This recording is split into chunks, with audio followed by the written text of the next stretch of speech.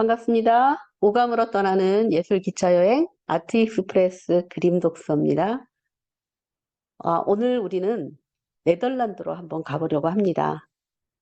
네덜란드의 요하네스 페르메이드라는 작가의 우유 따르는 여인이라는 작품을 한번 살펴보도록 할게요. 자, 페르메이드 그러면 여러분 잘 아시다시피 진주 귀걸이를 한 소녀라는 작품으로도 또 유명하죠. 자, 네덜란드에는 이렇게 페르메이드뿐만 아니라 고호도 있고요. 우리가 사랑하는 많은 그 사람들의 그림들이 놓여 있는 그런 곳이기도 하죠.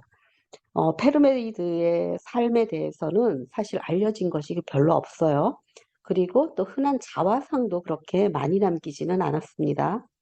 그러다가 이제 200년이 지난 다음에 일상생활을 세세하게 그린 작품들이 주목이 되면서 재조명을 받기 시작을 하죠.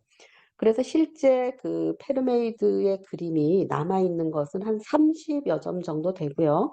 대체로 그 크기가 50cm 정도를 넘지는 않아요. 그러니까 소품이라고 보면 되겠죠.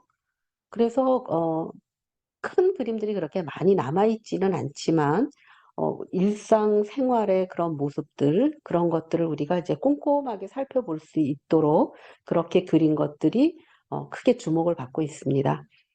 이 페르메이드가 작품 활동을 했던 시기는 17세기, 그러니까 보통 우리가 바로코라고 부르는 뜻이에요. 그런데 이 바로코는 고르지 못한 진주 이런 뜻이기도 해요. 이 바로코 시대에 그 네덜란드에서는 이 페르메이드가 특히 이제 많이 활동을 했고요. 그러면서 그 네덜란드의 그 평범한 가정의 그 일상의 모습들을 우리가 살펴볼 수 있습니다. 자, 한번 자세히 보도록 할게요. 이제 그림을 보시면 하녀로 보이는 그 여인이 그 빛이 들어오는 그런 밝은 주방에서 우유를 따르고 있죠.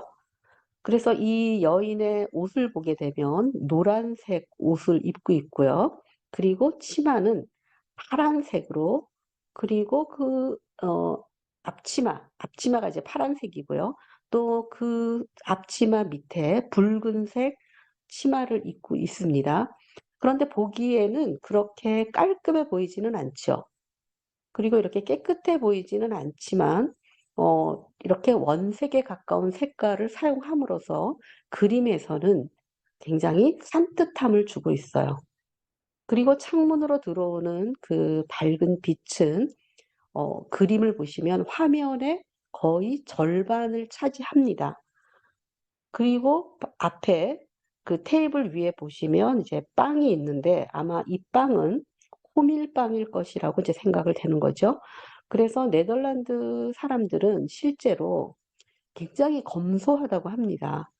그래서 그들 그 식탁에는 주로 소금이라든가 식초에 절인 그 생선 한 토막 정도, 그리고 이제 야채 조금, 몇 입, 뭐 이렇게 차리는 것이 이제 일반 가정식의 그 소박함이라고 합니다.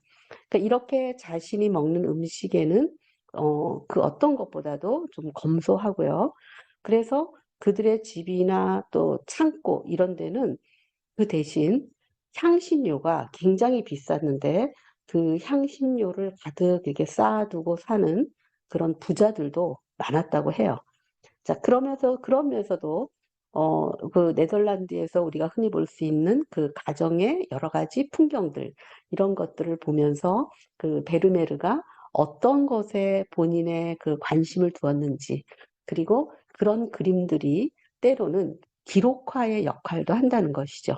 그래서 우리가 그 시대의, 생활 모습들을 알 수 있는 겁니다. 마치 우리나라의 풍속화 같은 경우죠.